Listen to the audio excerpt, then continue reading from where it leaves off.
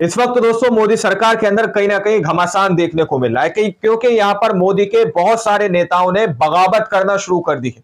मोदी को जिन्होंने समर्थन किया था वो लोग सीधे तौर पर बगावत करते हुए नजर आ रहे हैं। और सबसे बड़ी खबर तो ये सामने निकल के आ रही है, जो हमारे साथ वरिष्ठ पत्रकार मौजूद है उनकी रिपोर्ट मैं आपके सामने रखूंगा। उसमें आप लोग देखेंगे कि किस तरह से नीतीश कुमार ने इनडायरेक्टली भाजपा के ऊपर हमला बोला दोस्तों, जिसको लेकर अभी तक कयास लगाए जा रहे थे, आशंकाएं जो सामने निकल के आ रही थी, अब सीधे तौर पर कहीं ना कहीं मोदी जी ने जो सुनहरा सपना देखा था उस पर पानी फेरते हुए नजर आ रहे हैं मोदी सरकार के ही सहयोगी घटक दल। दोस्तों आप इस रिपोर्ट को देखिए।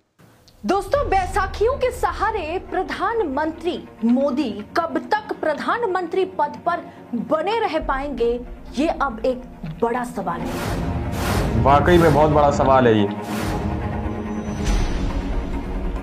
लोकसभा चुनाव में नारा तो उन्होंने 400 पार का दिया था, पर जनता ने साहिब के अकड़ को ठिकाने लगा दिया था।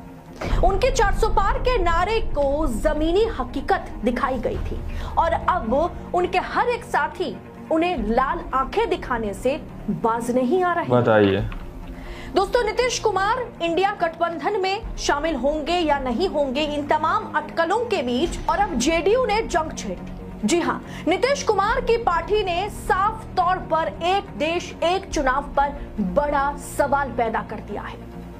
हो सकता है कि एक देश एक चुनाव के चलते अब नीतीश कुमार की पार्टी बैकफुट पर चले जाए और नीतीश कुमार एनडीए से अलग हो जाए, क्योंकि एक देश एक चुनाव कराने की मंशा पर जिस तरीके से सत्तारूढ़ बीजेपी सरकार आगे बढ़ रही है, उसके चलते जेडीयू को या नीतीश कुमार की पार्टी को या उनकी सरकार को सबसे बड़ा नुकसान उठाना पड़ेगा। बताइए दोस्तों, साहिब की गाड़ी 240 सीटों पर अटक गई और बैसाखियों के सहारे मोदी जी को प्रधानमंत्री बनाया गया, पर अब वो वाली बात नहीं रह गई कि जो मन में आता है साहिब वो कर सकते हैं। हमने देखा था किस तरीके से एक देश एक चुनाव समेत तमाम बिलों पर सरकार को बैकफुट पर जाना पड़ा था।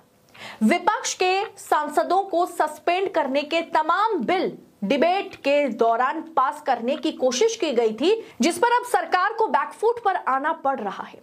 साहिब का ये कार्यकाल दोस्तों मुश्किल में घिरता हुआ दिखाई दे रहा है, क्योंकि एनडीए के घटक दल ही साहिब को लाल आंखें दिखाने लग गए।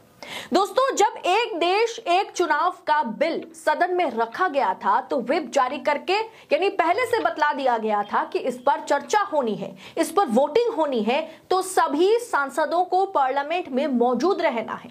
उसके बावजूद भी भारतीय जनता पार्टी और घटक दल दोनों से जुड़े हुए तमाम सांसद, करीब करीब 20 सांसद जो है वोटिंग करने से या उस दिन पार्लियामेंट में प्रेजेंट ही नहीं रहे। बताइए breaking news now coming in and the BJP will be sending notices to those members of parliament who were not present today in the वो पार्लियामेंट पहुंचे ही नहीं व्हिप जारी करने के बावजूद भी।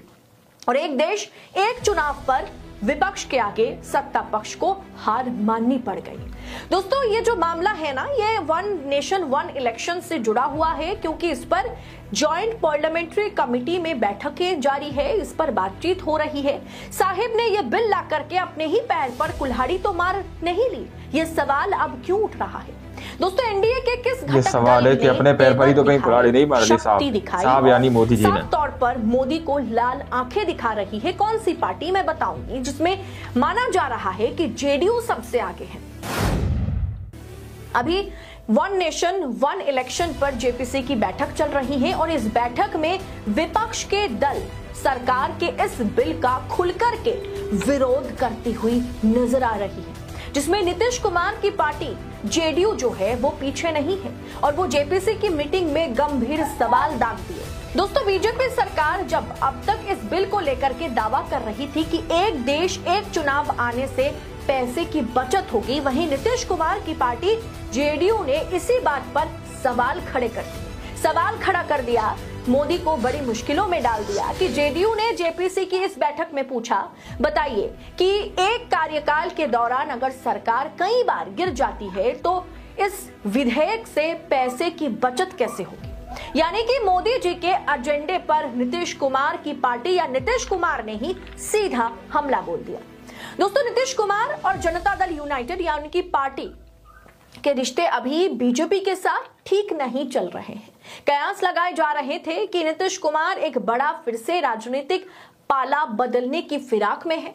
क्या जेडीयू द्वारा उठाए गए सीधे तौर पर यहाँ पर नीतीश कुमार ने जो है करके देखे बड़ा अटैक किया दोस्तों भाजपा पे कहीं ना कहीं। जेडीयू और बीजेपी के बीच खराब होते रिश्ते अब सबके सामने आने लगा है और उसी के चलते अब एक देश एक चुनाव, वन नेशन वन इलेक्शन को लेकर के दोनों पार्टियों के बीच मतविरोध जो है होने लगा। मतभेद देखने को मिल रहा है। अमित शाह ने जब से एक इंटरव्यू में कहा है कि बिहार का मुख्यमंत्री कौन होगा ये संसदीय कमेटी तय करेगी, ये हमारे पास इसका ऑप्शन नहीं है, हम अभी ये इंटरव्यू में नहीं बोल सकते कि नीतीश कुमार के चेहरे पर एक चुनाव लड़ा जाएगा या उन्हें सीएम कैंडिडेट हम घोषित करते हैं। तब से ये बात सबको समझ में आने लगी है, इस राजनीति को हर कोई समझ चुका है कि जेडीयू और बीजेपी में कुछ भी ठीक नहीं है और नीतीश कुमार को निपटाने की पूरी कोशिश बीजेपी आला कमान कर रहे हैं। बिहार के अंदर निपटाने की कोशिश की जा रही है जो है नीतीश कुमार को। चुनाव पर जो सवाल दागे हैं पैसों को लेकर के, नीतीश कुमार की बात कहीं ना कहीं समझ रहे हैं। सरकार दे रही है कि एक देश एक चुनाव के चलते बचत होगी, तो अगर ये बिल, ये विधेयक पारित हो जाता है तो उसके चलते जो इससे पहले चुनाव हुए उन खर्चों पर तो असर पड़ेगा ना। अगर 2 साल पहले चुनाव हुआ और एक देश एक चुनाव के चलते अभी फिर से बिहार में चुनाव होता है, मानिए बिहार में फिर से चुनाव होता है, तो ये सिर्फ 2 साल के लिए, 2 साल या 3 साल के व्यवधान में फिर से चुनाव होना, बार बार चुनाव होना, क्या ये पैसों पर असर नहीं डालेगा? एक चुनाव के दौरान कितने पैसे खर्च होते हैं इसका आप अंदाजा भी नहीं लगा सकते। बिल्कुल, जनता तो उसका अंदाजा भी नहीं लगा सकती। अब ऐसे में जेडीयू और बीजेपी के रिश्ते में खटास बढ़ती हुई दिखाई दे रही है और उसी के चलते जेडीयू ने साफ तौर पर वन नेशन वन इलेक्शन को लेकर के मोदी सरकार से या ज्वाइंट पार्लियामेंट्री कमेटी के आगे एनडीए के सदस्य होने के बावजूद भी सवाल दाग दिया।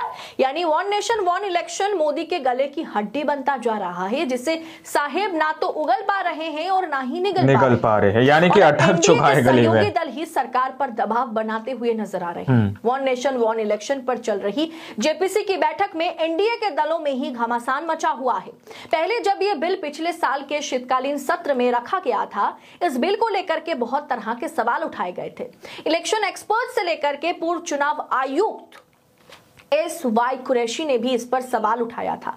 जब यह बिल लोकसभा में पेश हुआ तो इसे लोकसभा में पास कराने के लिए 2/3 बहुमत चाहिए था, जिसमें मैंने आपको बोला कि भारतीय जनता पार्टी को सिर्फ 269 सीटें मिली और 269 माफ कीजिएगा सीटें नहीं 269 वोटें मिली।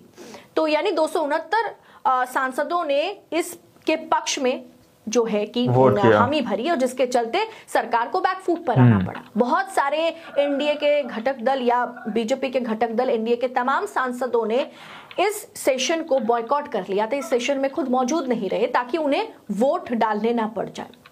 ये दिखाता है कि एनडीए के भीतर ही इस पूरे विषय को लेकर के घमासान मचा हुआ और सारे एनडीए जो है सहमत नहीं है इससे। वन इलेक्शन के खिलाफ नीतीश कुमार ने ऐलान जंग का ऐलान कर दिया है। इस पूरे विषय को आप किस अंदाज में देख रहे हैं?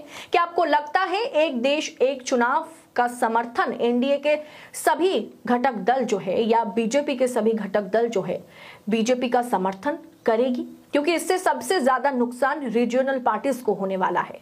अब ऐसे में इस पर आपकी टीका टिप्पणी कमेंट कर आप अपनी राय हमारे साथ जरूर शेयर कीजिएगा। क्या आप भी मानते हैं कि दिल्ली दरबार और पटना दरबार के बीच जो है जंग मची हुई है, जंग छिड़ी हुई है? आप अपनी राय हमारे साथ शेयर जरूर करें और ऐसी राजनीति और राजनेताओं से जुड़ी तमाम खबरों को यूं ही पाने के लिए देश नीति के साथ बने रहें। बहुत बहुत शुक्रिया आपका।